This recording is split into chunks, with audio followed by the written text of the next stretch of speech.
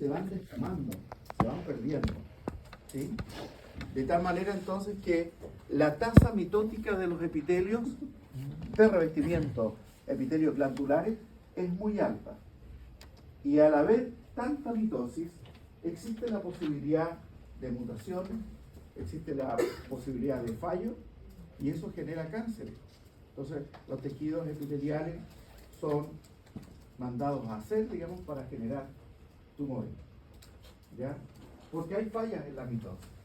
Más aún, si les damos pie a consumir o exponernos a sustancias tóxicas que aumentan la probabilidad de mutaciones, ¿no?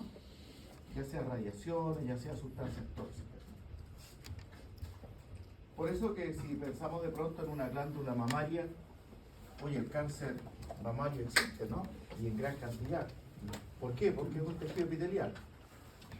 Alta probabilidad. Claro, primero localizado y luego se puede expandir, ¿cierto? Y ya hace metástasis. ¿Sí? ¿Las células que se vuelven cancerosas son las células germinales o las células que producen las células germinales? Las células que producen las células germinales, ¿sí? Porque hay una cosa, ¿no? Una célula que es tumoral o cancerosa, una célula pierde el control del ciclo celular y se convierte como en una célula madre, ¿sí? Pero que no lleva a ninguna parte, sino que una célula cancerígena se divide por mitosis y una y otra vez y empiezan a abultar. Una célula de cáncer no se especializa, por lo tanto quedan células inmaduras ahí que están estorbando. En el fondo eso es un tumor y eso es un cáncer. Bueno, dependiendo hacia dónde se vierte el producto, las glándulas se clasifican en exocrina, que ya entendemos el concepto, ¿no? Endocrina y paracrina. Lo nuevo acá es que es paracrino. Paracrino es que la sustancia química que produce la célula secretora se libera en la vecindad, al espacio intersticial inmediato. La célula libera un producto y ese producto pasa al espacio intercelular. No es que llegue a la sangre, sino que se queda como entre medio de la célula. Y esto por supuesto que va a provocar cambios, ¿no? Porque la idea de que una sustancia produzca hormonas o produzca sustancias paracrinas va a generar cierto un mecanismo de comunicación intercelular. ¿Qué podría ser paracrino? ¿Qué se pudiera liberar de manera paracrina?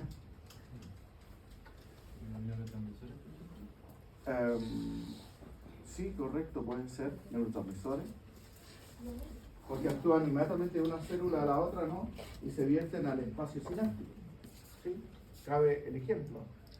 Cabe también el ejemplo de las interleuquinas, ¿cierto? Que son moléculas de comunicación, especialmente del sistema inmune, las linfoquinas, ¿ya? También podrían ser las prostaglandinas, que se vierten y tienen acción inmediata en el entorno, ¿ya? También existe una secreción que se llama autocrina, que no la puse acá. Pero cuando una secreción es autocrina, cuando la célula lo libera y actúa sobre ella misma. O sea, raro el mecanismo, pero es sobre sí mismo. Si lo llevamos como a una hormona, pudiera ser la gastrina. La gastrina la produce el estómago y esa hormona actúa sobre el mismo estómago, intensificando la motilidad y la secreción de jugo gástrico. ¿Sí? Entonces, la gastrina sería una secreción autocrina, como ejemplo. ¿Ya?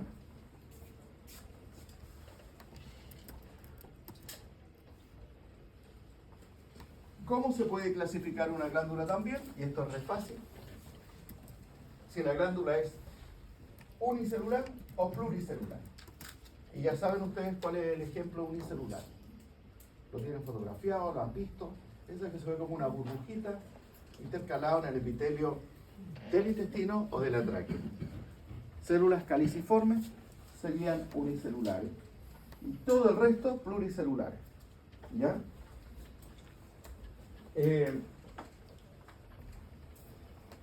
No sé si hay pregunta acá, parece que no. Está fácil. Aquí estaría entonces lo que ustedes han visto al microscopio.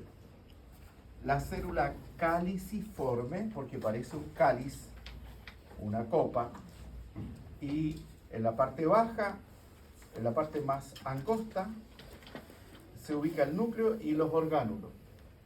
Y en la parte superior, muchas vesículas que contienen entonces moco o mucina. ¿Sí? Entonces, muchas burbujitas. Claro, acá como la microscopía es más grosera, digamos, se ve como una burbuja blanca, así generalmente, ¿no? Pero bien enfocado con el aumento adecuado, se podría ver incluso algún tipo de reticulado sobre la parte blanca, ¿no? Que indica el perfil de las vesículas. En la glándula sebácea se pueden observar en fotos que vi ayer, ¿cierto? Ese reticulado, que sean gotitas ahí con contenido lipídico, ¿sí? ¿Ya? Entonces, célula caliciforme, el núcleo y el contenido almacenado en la región apical, que se vierte por la parte apical de la célula. ¿Ya? Función de esta glándula es producir moco lubricante. El moco tiene función lubricante, de humedecer, ¿no? De hacer más resbaladiza la superficie del epitelio. ¿Por qué está en el intestino? Para ayudar a lubricar el paso del contenido. ¿Por qué hacia el recto hay más cantidad de células caliciformes? ¿Hacia dónde? ¿Mm? ¿Hacia dónde? Hacia el recto. O sea, uno empieza a contar células caliciformes en el duodeno, ya, por campo visual, contabilizamos tantas se ven. Pero después sacamos una foto, no sé, del yeyuno, contamos más cantidad de células caliciformes y nos estacionamos en el colon, más cantidad. Nos estacionamos en el recto, más cantidad. O sea, a medida que se avanza en el tubo digestivo, las células caliciformes en número van aumentando. ¿Por qué? Porque tiene que expulsar material, no dañar el tejido. ¿Perdón, cómo? Porque por ahí pasa material que puede rozar el tejido y hacerle daño, entonces me imagino que el moco lo que hace es pasar un poco el roce. Claro, disminuye el roce por el moco lubricante, acción lubricante, disminuye el roce. ¿Pero por qué? ¿Por qué en el recto hay más? ¿Qué material pasa por ahí? Feca. Las fecas son semisólidas, distinto al contenido pastoso del duodeno. Entonces, mientras más se solidifica el contenido, mayor necesidad de lubricación. Y por eso es que aumenta la cantidad de células caliciformes. ¿Ya? Entonces ahí está todo relacionado. Siempre piensen ustedes que en nuestro cuerpo no hay nada que sobre.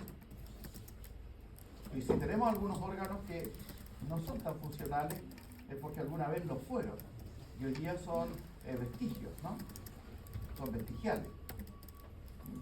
El apéndice es vestigial. El apéndice. La muela del juicio es vestigial. ¿Sí? Los músculos acá de la nariz que nos hacen arrugar la nariz son vestigiales. Un perro, un lobo, hace así para mostrar los colmillos, ¿no? Nosotros ya no tenemos colmillos casi. Entonces, hacemos así como muestra de enojarnos, ¿no?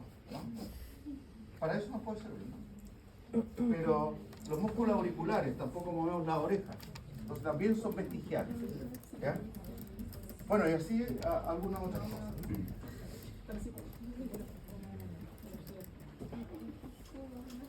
Clasificación de las glándulas. Tercer criterio. Por la forma de las unidades secretoras. Por la forma. Tenemos glándulas que por el adenómero se llamarán tubulares. Glándulas que pueden ser acinares o alveolares. Si son redondas, esféricas, como una bolita. Si esa bolita tiene un lumen estrechísimo, es acino.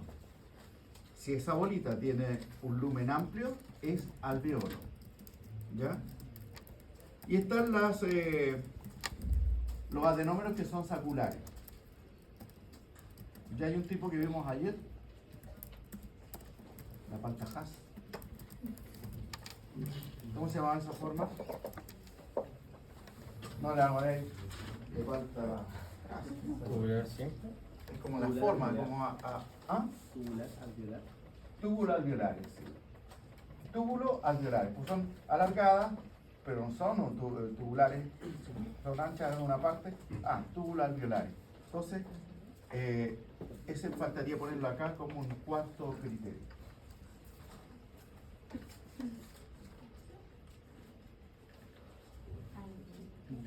Aquí hay ejemplos. Yo me sorprendí ayer, aunque no lo hice evidente, mantuve mi compostura, pero yo me di cuenta ayer y pude percibir como que entre risa y como que sorprendido. Pero, por ejemplo, con el dibujo que yo hice en la pizarra, parecido como a este, por ejemplo, ustedes esperaban ver esa imagen. No encuentro, ¿dónde está esa imagen? Varios me preguntaron, ¿cómo? No veo eso. Claro que no se ve. Porque lo que nosotros, este es un dibujo que da la impresión tridimensional, ¿no? Pero estamos trabajando con cortes tan finos que lo que vemos siempre es en dos dimensiones. Al ver el microscopio vemos largo y ancho. No vemos profundidad. Por lo tanto, los cortes son en dos dimensiones. Y tenemos que imaginarnos, de ahí lo difícil de la histología, imaginarme lo tridimensional. De un solo corte me tengo que imaginar lo tridimensional. Entonces, ese es el entrenamiento que facilita el entender lo que estoy viendo. ¿Sí? Bueno, después en la macroanatomía ustedes van a ver cortes, ¿no? De un cuerpo, láminas, es casi lo mismo. En esa lámina estoy viendo el estómago, no sé, el colon, pero veo una fracción, porque es el corte de un órgano. Y acá, bueno, a nivel microscópico.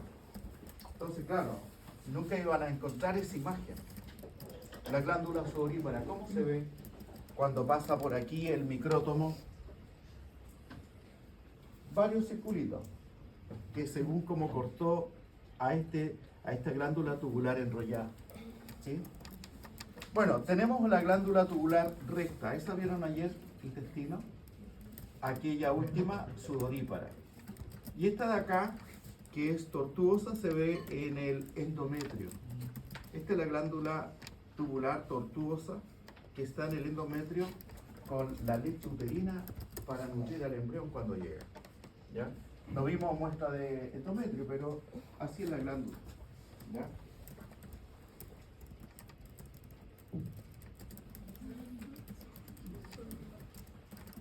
Entonces, si yo pusiera en la prueba una imagen, blanco y negro, sí.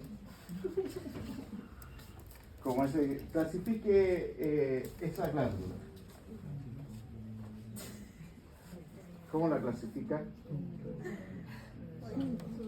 A ver, ¿qué conceptos ya podrían utilizar de los que hemos visto para clasificar esta glándula? Porque esa pregunta sería de aplicación, no de memoria, de aplicación. Monoestratificado. Ya, eso estaría mal. Ay, núcleo. ¿Cómo se clasifica la glándula? No van estratificada, eso es para el epitelio de revestimiento. Ya, aquí hay un concepto. Primer concepto, correcto. Esta es una glándula multicelular, porque vemos que está conformada por varias células, ¿sí? Ya, multicelular, está correcto. Segundo, Exocrina. exocrina. ¿Por qué diría que exocrina? En realidad, no porque lo pueda ver, sino porque sé que es sudorípara, entonces. Está engañándome. Sí. Ya, pero fíjese, ve tubitos. Tubitos. La secreción se va a vaciar a ese lumen. Ya eso la hace exocrina. ¿Sí? Y seguramente si aquí hay un tubito donde se va a ir vaciando, en este caso el sudor, sabemos que es sudor, entonces esto después tendrá que encontrar una salida, habrá otro conducto por ahí. Si fuera endocrina no tendría esa cavidad. ¿Para qué?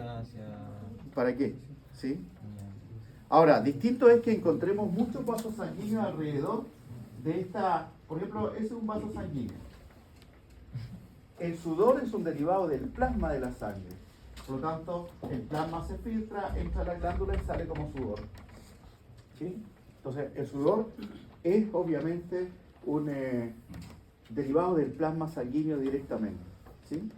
Profe, todas las glándulas exocrinas se ven histológicamente como circulares, como con ese lumen, todas son las que... O sea, no puede verse circular o no. El lumen puede variar de tamaño, ¿sí? Ahora, yo a esto no le puedo llamar adenómero, así como tal cual, a esto yo no le puedo llamar acino, por ejemplo, porque es parte de un tubo enrollado. La forma básica es tubular. No vemos la forma básica, pero yo digo, ¿por qué se cortó ahí, acá? Porque está enrollado, por eso mismo. Profe, y si por ejemplo ya usted nos pone eso en la prueba, ¿cómo se lo podemos distinguir que es tubular y que no es así? Si no vemos lo otro. Sí, pero acá sería por lo siguiente. Si fuera tubular o acinar, yo esperaría encontrarme un conducto excretor aquí entre medio, o varios conductos, representando que se trata de un racimo, de una glándula compuesta. Pero acá yo no veo ningún conducto excretor, sino solamente como el tubo cortado. Ahí hay una parte, pero en la misma parte de la pared del tubo, que está cortada longitudinal, ¿ya? O tangencialmente, por eso salió así. ¿Ya? Pero por lo menos, si yo miro la foto, digo, es pluricelular o multicelular, es exocrina. Ya. Tubular, ¿sí? Lo podemos deducir. ¿Y qué más? Enrollada. Tubular enrollada, ¿sí? Por la memoria que nos queda de la glándula sudorípara, que es típica esa. No vamos a encontrar otra glándula así. Así como la caliciforme única, esta también es única. Simple. ¿Mm? Es... Simple. pero todavía no lo hemos aplicado ese concepto. ¿Ya? Pero bien, eso entonces, esta sería... ¿Cómo la clasifican esta? ¿Ya? Tubular tortuosa. ¿Qué tipo de corte? Longitudinal. ¿Dónde estamos? Esta foto de endometrio. ¿Sí? Pluricelular. Pluricelular, ¿sí? ¿Y esta de acá? ¿La conoce? Ese es el intestino. La mucosa. La mucosa abarca epitelio, tejido conectivo, y llegamos hasta la muscular de la mucosa, que es el límite con la submucosa. Entonces, estas glándulas abarcan todo el espesor de la mucosa, que es la túnica más interna del tubo digestivo. ¿Ya? A nivel intestinal, obviamente.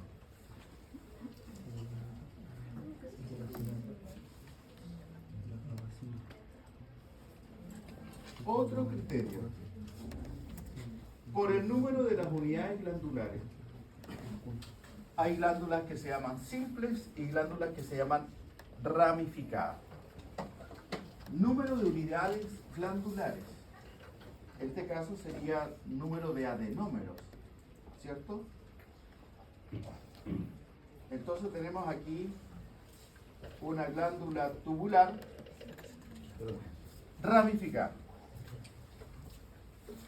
El conducto excretor, podríamos llamar, que vierte en el lumen del estómago en este caso, y aquí abajo está ramificado. Se ramificó la parte secretora prácticamente, aunque acá secreta casi todo igual, pero la parte del adenómero. Entonces, tubular ramificada, y así se ve. O sea, nunca van a decir, oh, ¿y eso qué? No, imposible imaginar esto, porque son 5 millones de glándulas gástricas como esta, que están apretadas, densamente apretadas. Entonces, en un corte, difícil que veamos una tan nítida y limpia como esta. Entonces, uno cuando estudia un corte como esto, tiene que ir buscando la parte recta, esta, que ahí podríamos verlo, sí, pero ya en la parte ramificada se confunde. ¿Dónde podríamos ver algo como esto? Aquí en la parte baja, ¿ya? Pero hay que dedicarse. El estómago, por eso no lo puse ayer, porque se pudieran haber quedado frustrados, ¿no? O sea, nunca vi eso, ya no entiendo nada, ¿sí?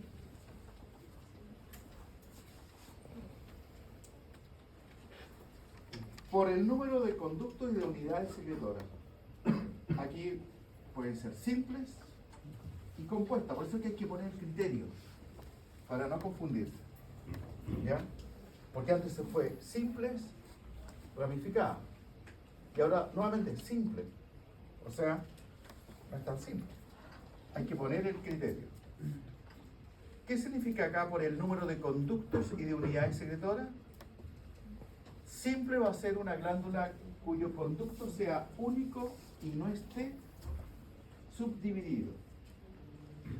Sin embargo, esta que estamos viendo acá es glándula túbulo-alveolar compuesta.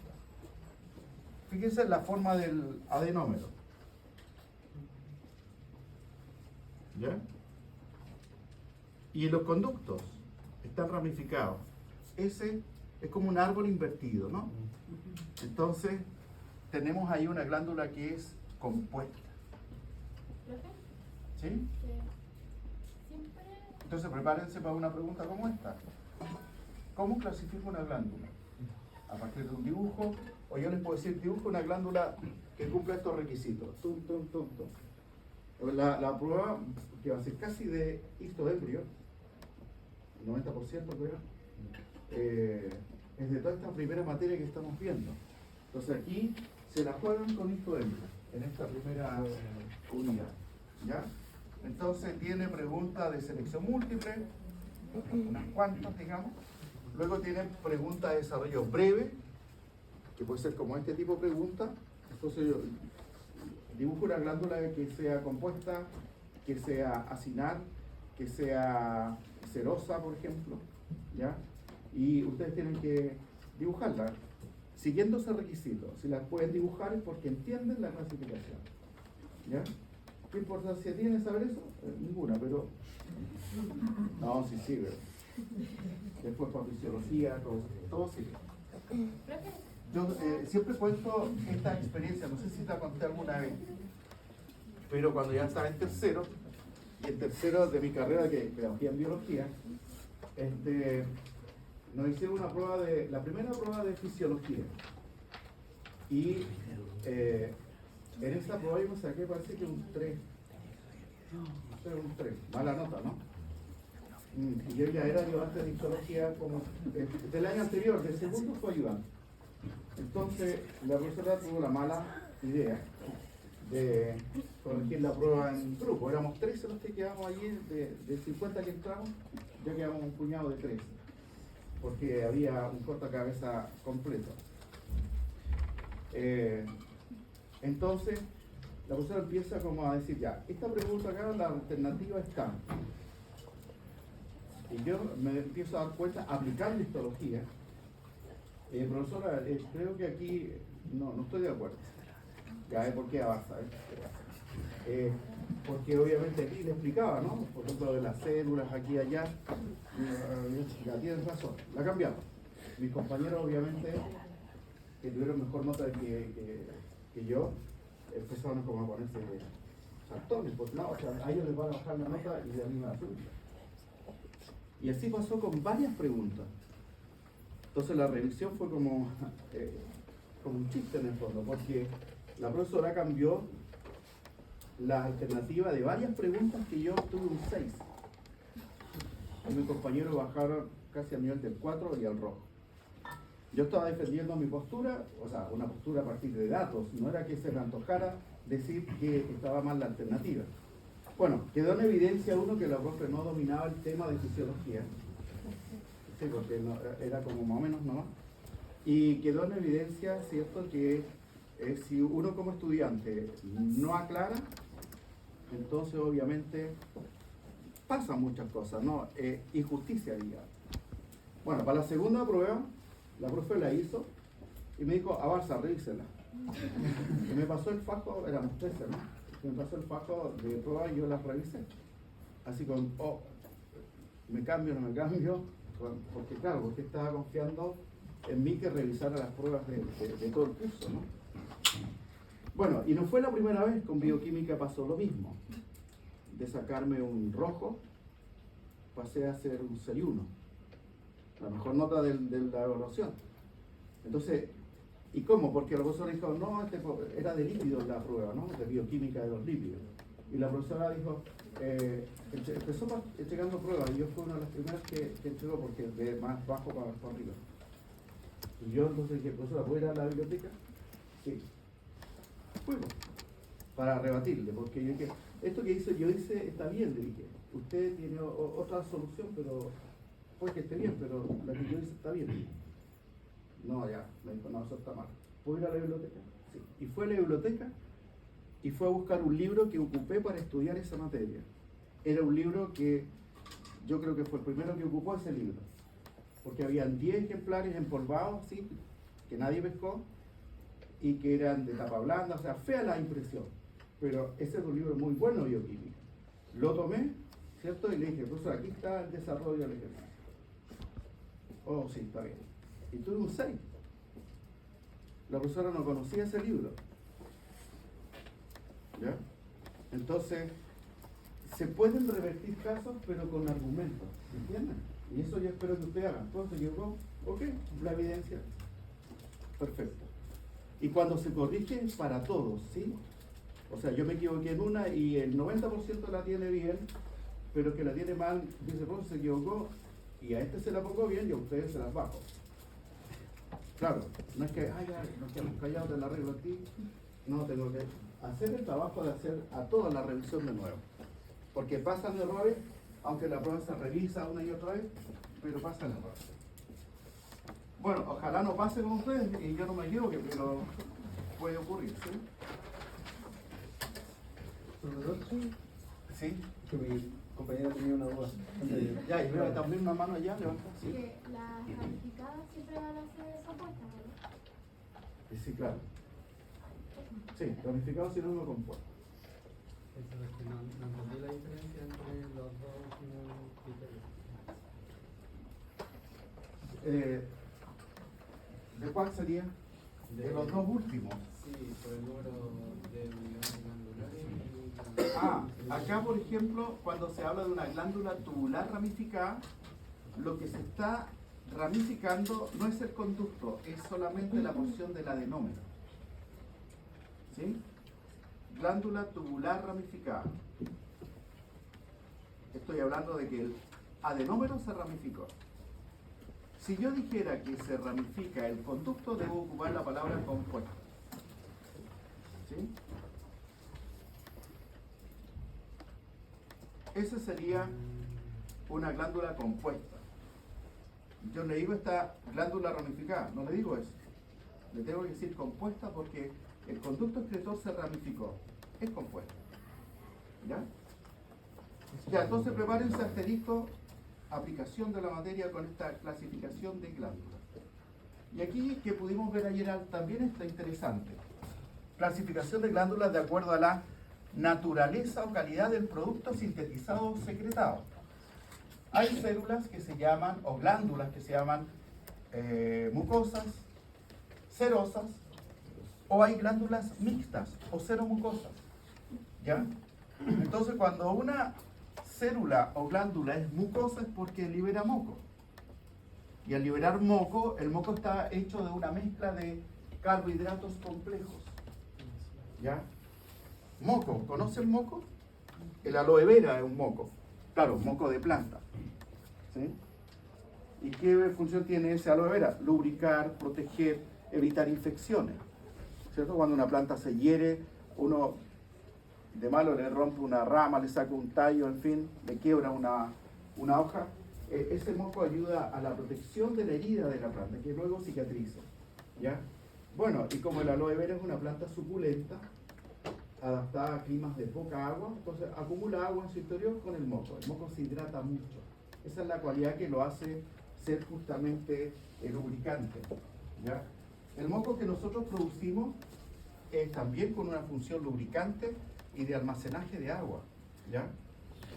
Bueno, una glándula que secrete carbohidratos, mezcla de ellos, carbohidratos complejos, va a ser una glándula mucosa. ¿Y qué organelo tendría desarrollado entonces? El Golgi, el aparato del Golgi. En cambio, una célula serosa es aquella que libera un producto con proteína. Por lo tanto, el orgánulo desarrollado será el reno. ¿Cómo se va a ver el citoplasma? basófilo, oscuro, morado. Más pálido que el núcleo, por supuesto. El núcleo es mucho más basófilo. Se ve oscuro, o violeta, o se ve azul. Pero el citoplasma de una célula serosa se ve moradito, más pálido. Pero no se ve rosado. Si algo se tiñe rosado en histología, le tenemos que decir que es acidófilo. Si se tiñe morado, es basófilo. Entonces, ¿por qué una célula serosa es basófila? Porque tiene tal cantidad de ribosomas y retículo rugoso que hace entonces que esa zona donde está este orgánulo se vea morada. Porque los ribosomas tienen ácido ribonucleico, ¿no? El ARN, ribosoma, de la subunidad menor mayor, gran cantidad. Y por lo tanto se va a tener basófilo. Los ribosomas son basófilos. ¿Sí? Por ejemplo, en una neurona se ve la sustancia de Nissen, o cuerpo de Nissen. Esos cuerpos de Nissen porque hay mucho retículo rugoso en donde se fabrican los neurotransmisores. ¿Ya? ¿Se entendió eso? Más o menos. Igual una potencial pregunta a partir del observado es: diferencie una célula serosa de una mucosa. Anótelo como pregunta de ensayo. ¿Sí? Eso da como para una respuesta de desarrollo extenso, por ejemplo. ¿Sí? Porque tienen que poner ahí criterios. Y por este criterio, la célula mucosa es más grande que la serosa. Así la vemos. Así se ve al microscopio. ¿Ya? Este dibujo no está tan bien hecho en todo caso. ¿Ya? ¿Profesor, lo puede repetir? ¿Sí? Por favor. He dicho, por ejemplo, que la célula... ¿Qué es lo que dije en realidad? ¿Más? Ya, eso. Que la célula mucosa es más grande que la serosa. Se ve más grande. ¿Y por qué es más grande? Ya. La mucosa es más clarita. Otra. Sí. Ahí estaba comparando tamaño. Entonces, tamaño, una es más grande, la mucosa, la serosa es más pequeña. Otro criterio. Coloración. ¿Cómo se tiñen? Pero hay que poner cómo se tiñen con HE, hematoxilina eosina. Por si yo pusiera aquí, este tejido se tiñó, esta glándula con PAS. Entonces ahí la mucosa se tiñe por sobre la otra. O sea, intensamente el moco se tiñe según la coloración PAS, que sería como rosado, ¿no? Fuerte, intenso. Bueno, entonces, tinción con HE.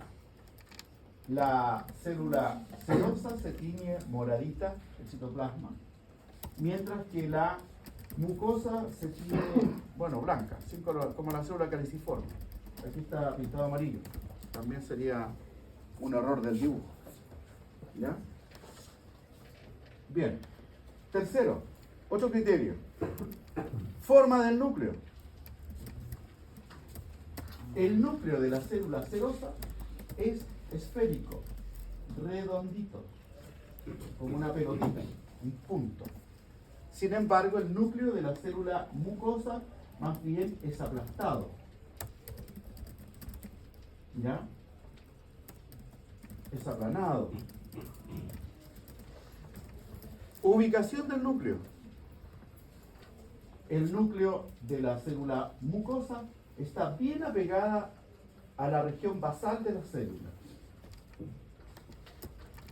El núcleo de la serosa está más centralizado. Está también hacia la región basal, pero nunca tan abajo. ¿Sí? Eso según lo observado, porque yo pudiera poner, compare la célula mucosa y serosa, destacando rasgos a partir del dibujo, de la foto, en fin. Lo pueden poner, esta fabrica proteínas. No, ¿cómo lo saben? Lo podemos inferir, pero no se observa. ¿Sí? Lo podemos inferir. ¿Sí? La tinción, la de la célula serosa es oscura, moradita. ¿Sí? personas que es eso. con hematoxilina eosina. Y con Y la otra es clara, blanca. No se tiñe. El moco no se tiñe con ácido. Entonces se ve como una burbuja blanca vacía. Y con paz, no es al revés. Con paz, la célula mucosa se tiñe intensamente. ¿Ya? Puede ser que sea un azul muy marcado o a veces aparecen como. El nombre no me acuerdo. No, pero la mucosa no está intensa y la cerosa no está más blanca. Gracias. ¿Ya? Bien, aquí entonces estaría la diferencia que ya la vimos, ¿sí? ¿Cuál de las dos se tenía con hematoxilina? Solamente la celosa. Así, de este color. La otra queda blanca. Aquí en este dibujo está amarilla, pero es una cuestión rara. ¿Ya? Y esta debiera teñirse blanca porque tiene muchas vesículas con mucina. Entonces, casi toda la parte apical, como la célula caliciforme, estaría blanca, sin coloración. Ya, y otra cosa que se me estaba yendo es que, ¿se acuerdan ustedes que yo les dije que las células epiteliales eran polarizadas? Bueno, hablamos de célula exocrina y endocrina. ¿Cómo yo sé cuando una célula, mirando un dibujo, cómo yo sé cuando una célula es exocrina? ¿Cómo yo sé que es endocrina? Por la ubicación del aparato de Golgi. Si el aparato de Golgi está entre el núcleo y la membrana apical, es exocrina. Pero si el aparato de Golgi está entre el núcleo y la membrana basal, es endocrina. Porque eso indicaría hacia dónde se está vaciando el producto. O hacia arriba, apical, hacia el lumen, o hacia la sangre, hacia la lámina basal. El producto ahí atraviesa la lámina basal y después llega a la sangre de los capilares subyacentes. Ya, fijaos aquí. ¿Cómo dijo? Sí, la célula endocrina tiene el aparato de Golgi entre el núcleo y la membrana basal de la célula. Y la exocrina por arriba del núcleo. Bueno, aquí hay un acino seroso. ¿Por qué este yo le puedo llamar acino y no le puedo llamar alveolo? Por el lumen, ¿cierto? Acá el lumen es chiquitito. Ese es el dibujo. Pero así se ve. Esta glándula que está aquí es sacada esta foto del páncreas. El páncreas es una glándula acinal. Todos los adenómeros son acinos. El páncreas sería una glándula, desde el punto de vista exocrino, sería una glándula compuesta acinal. Solo acinos. ¿Sí? Entonces, fíjense bien. Rasgos. La célula se tiñe oscura, ahí está, ¿cierto? Ahí está el núcleo. La parte más oscura aquí es donde está el retículo rugoso y la parte superior, que se ve más clarita, tiene gránulos decimógenos, el gránulo que se va a secretar, cargado de, si es de páncreas, de enzimas digestivas, ¿no? ¿Dónde se ve el lumen? Casi nada, ahí, acá, no se ve más. Y aquí también puede ser este lumen, ¿ya? Según el adenómero. Entonces ahí estaría el lumen, los núcleos redondos. Ahí no se ve el núcleo, ¿por qué? El corte no pasó por el núcleo, el corte pasó por el citoplasma nomás. Entonces, no es que esta no tenga núcleo, lo tiene, pero no pasó el corte por el núcleo, ¿ya? Y aquí hay unas células que no he mencionado todavía hasta ahora. Estas células se llaman células mioepiteliales. Son células que se parecen a una célula muscular lisa y a una célula epitelial. Estas células tienen capacidad de contracción, se encogen. ¿Y por qué creen que hay células mioepiteliales rodeando un adenómero? Para apretarse, y eso ayuda como a estrujar la glándula, como una especie de ordeña. Y eso hace que la secreción salga mucho más rápido. Como pasaría en la glándula mamaria, ¿no? Por acción de la oxitocina. La leche sale porque los adenómeros se aprietan por las células mioepiteliales que obedecen a la oxitocina y entonces la leche sale. ¿Ya? Mientras que aquí hay un acino mucoso, núcleo aplastado, el lumen un poquito más amplio, ¿ya? Y se ven como forma de cabritas o de nubes, ¿ya? Como palomitas ahí de maíz.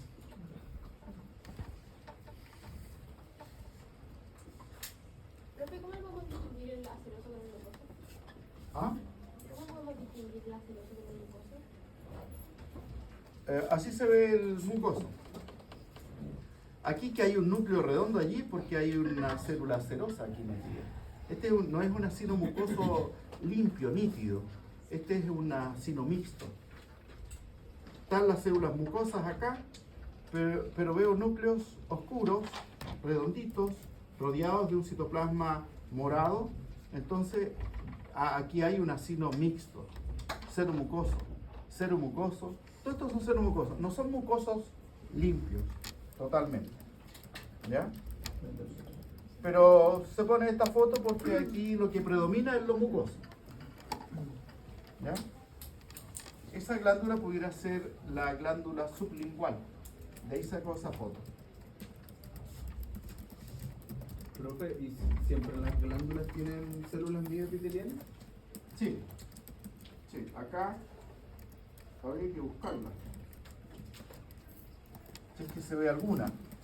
Pero se ven los núcleos aplastados y por supuesto, como aparece en la otra figura,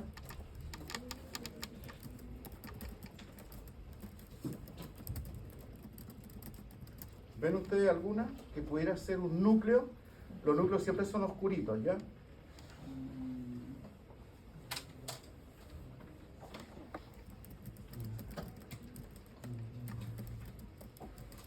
No está con claridad acá.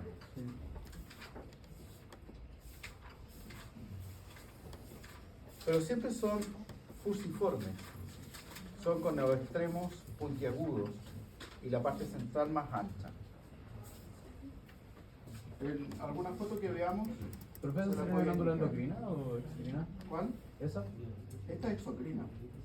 No tiene lumen. Ya, y el último criterio, llegamos al punto G. De acuerdo a la manera como se vierte el producto. ¿Qué quiere decir esto? ¿Cómo la célula vierte el producto? ¿Cómo lo elimina? ¿Cómo lo secreta? Entonces, habría tres tipos. Merocrinas o ecrinas, ¿cierto? Apocrinas y holocrinas.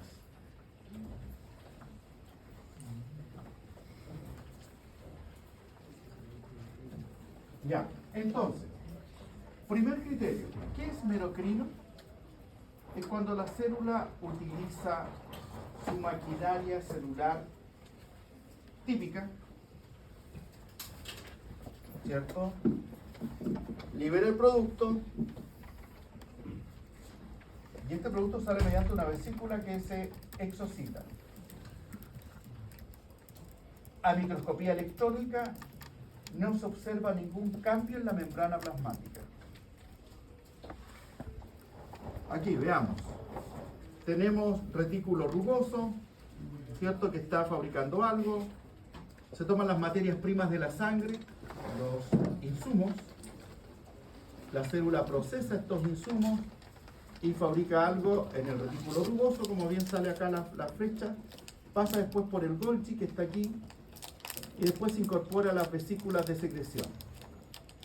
Y estos gránulos o vesículas se exocitan, vaciando el contenido fuera de la célula. Si este mecanismo se observa a microscopía electrónica, vemos que la membrana no se altera, ¿cierto? Por lo tanto, vamos a tener allí la secreción merocrina. ¿Qué se vierte de esta manera? Los carbohidratos y las proteínas. Carbohidratos y proteínas. Bueno, aquí está la foto electrónica.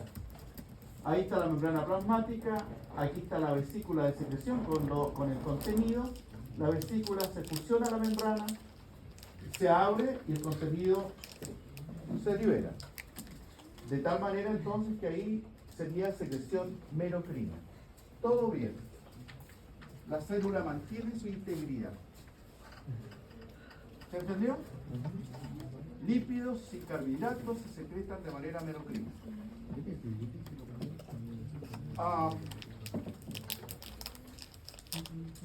Aquí es como para analizar esto, ¿no? Pero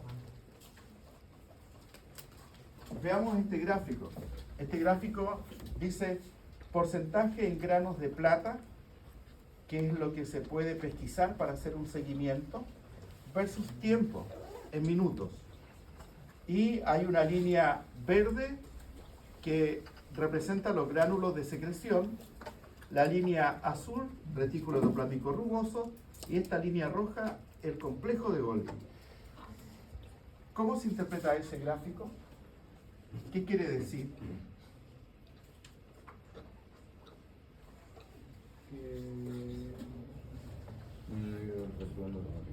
Que los granos de plata se van en los gránulos de secreción.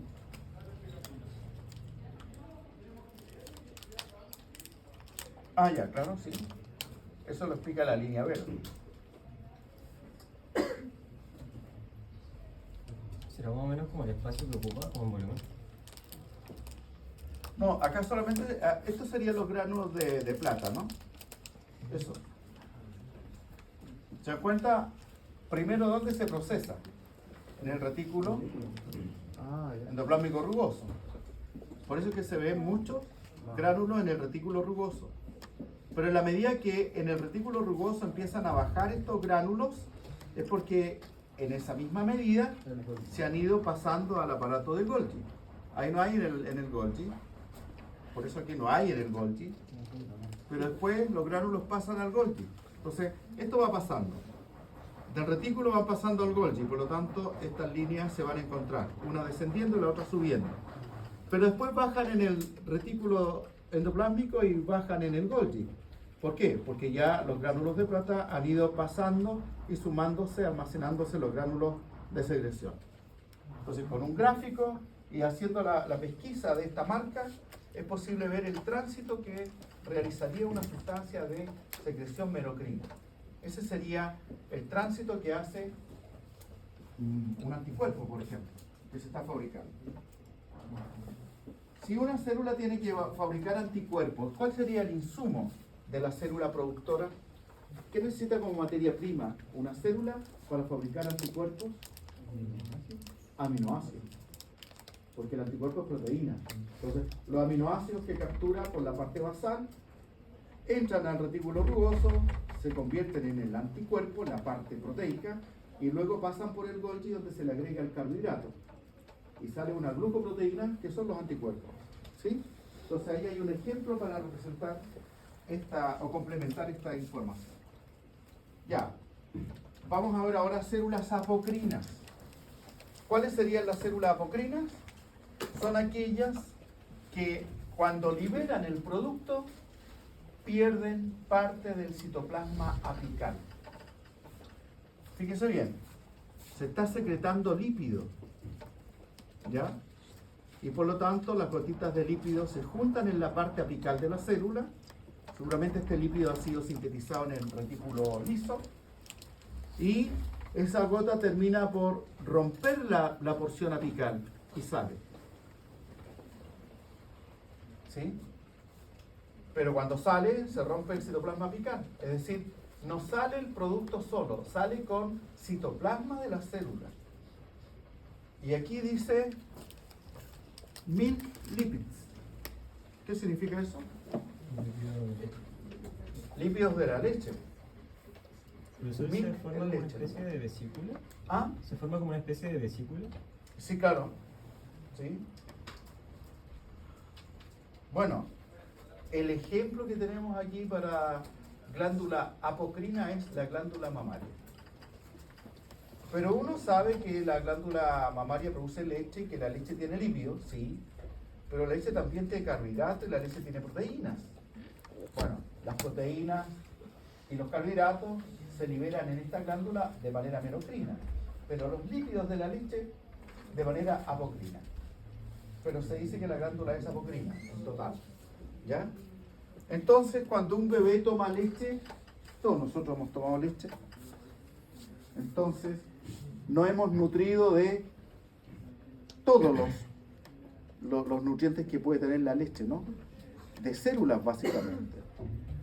Entonces la leche no es solamente un producto de secreción, sino que también trae trozos de células incorporados. ¿Ya? Así que la leche en ese caso es un material bastante nutritivo. Y una glándula holocrina, ¿cuál sería como ejemplo? Las sebáceas. La glándula sebácea que ustedes vieron en el práctico ayer. La glándula holocrina sería la glándula sebácea. ¿Por qué? Porque lo que se secreta es prácticamente células completas, o íntegras o destruidas. Una glándula holocrina es aquella que se destruye al momento de secretar. Por lo tanto, trae material completo. Tal cual este dibujo es lo que ustedes fotografiaron.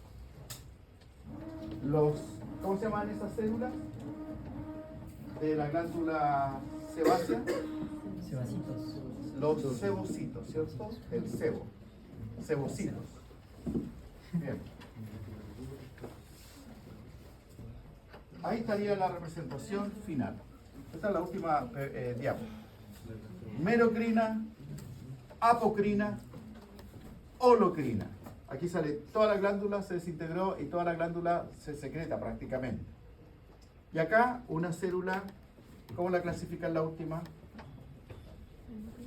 Esa es endocrina. Está vaciando hacia la cara inferior y hacia la sangre. ¿Ya?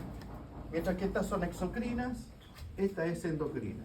Profe, ¿Mm? una célula así endocrina, ¿se puede decir que es merocrina? ¿Sí? Sí. Se puede decir. Preguntas.